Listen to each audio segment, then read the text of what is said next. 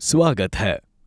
आज हम अपने शरीर के अंदर उपस्थित एक अद्भुत सुपर हाईवे रक्त वाहिकाओं की खोज करने जा रहे हैं।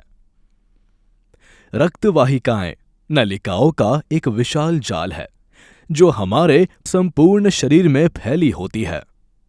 इनका कार्य शरीर की प्रत्येक कोशिका तक रक्त पहुंचाना होता है। रक्त वाहिकाओं के 3 मुख्य प्रकार होते हैं: धमनी, शिरा और केशिकाएं। आइए सबसे पहले धमनी से शुरू करते हैं।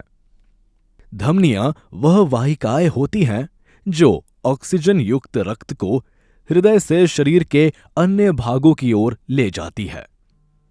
यह रक्त हृदय द्वारा उच्च दाब पर पंप किया जाता है। इस उच्च दाब को सहन करने के लिए धमनियों की दीवारें मोटी होती है।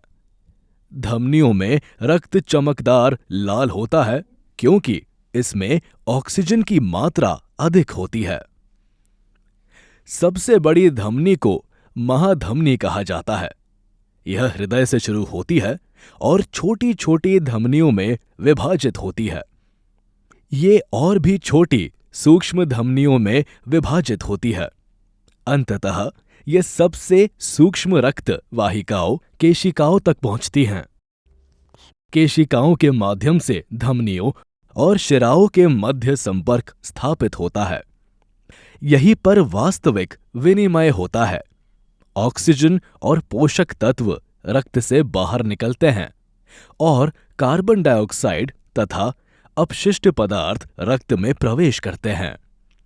अब इस ऑक्सीजन रहित रक्त को हृदय तक वापस जाना होता है। यहीं पर शिराएं उपयोग में आती है। शिराएं शरीर से रक्त को वापस हृदय तक ले जाती है। इनमें रक्त का दाब कम होने के कारण इनकी दीवारें पतली होती है। इनमें कपाट होते हैं जो यह सुनिश्चित करते हैं कि रक्त एक ही दिशा में बहे और पीछे की ओर ना लौटे। सबसे बड़ी शिरा को वीना कावा कहा जाता है। यह शरीर से संपूर्ण रक्त वापस हृदय तक लाती है।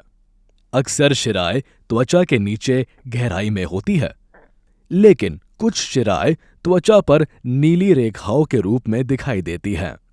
इसलिए अगली बार जब आप अपनी नाड़ी महसूस करें या अपने हाथ की किसी शिरा को देखें तो याद रखें, आप एक अत्यंत बुद्धिमान और व्यस्त परिवहन तंत्र का भाग देख रहे हैं जो कभी रुकता नहीं।